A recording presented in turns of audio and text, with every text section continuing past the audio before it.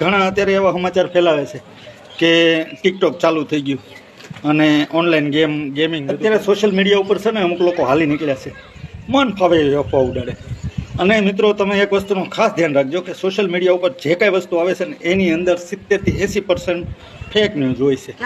એટલે ઘણા અત્યારે એવા સમાચાર ફેલાવે છે કે ટિકટોક ચાલુ થઈ ગયું અને ઓનલાઈન ગેમિંગ બધું બંધ થઈ ગયું. ઓનલાઈન ગેમિંગ બંધ થઈ ગયું એ સાચી વાત છે, પણ ટિકટોક ચાલુ થયું નથી. એટલે ફેક ચેક કર્યા વગર અમુક લોકો પાછા આવા લોકોની પોસ્ટને પાછા શેરે કરી દેતા હોય ફટાફટ જેને કાંઈ જોયા હોય. એટલે બહુ ખૂબ ધ્યાન રાખજો કે કોઈ પણ પોસ્ટને ફેક ચેક કર્યા વગર શેર કરશો નહીં. અને આવી અફવાઓ માણસો ફેલાવતા હોય છે સનસની ફેલાવવા માટે. એટલે એની પોસ્ટને વધારેમાં વધારે શેર થાય ને વધારે.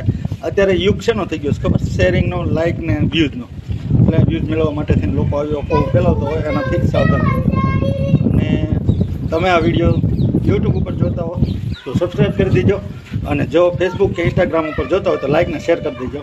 અને ફેક ન્યૂઝથી સાવધાન રહેજો, કારણ કે સોશિયલ મીડિયા છે ને એ મિત્રો એની અંદર 70 થી 80% ફેક ન્યૂઝ જ આવતા હોય છે. એટલે સાવચેત રહો, સાવધાન રહો. જય હિન્દ.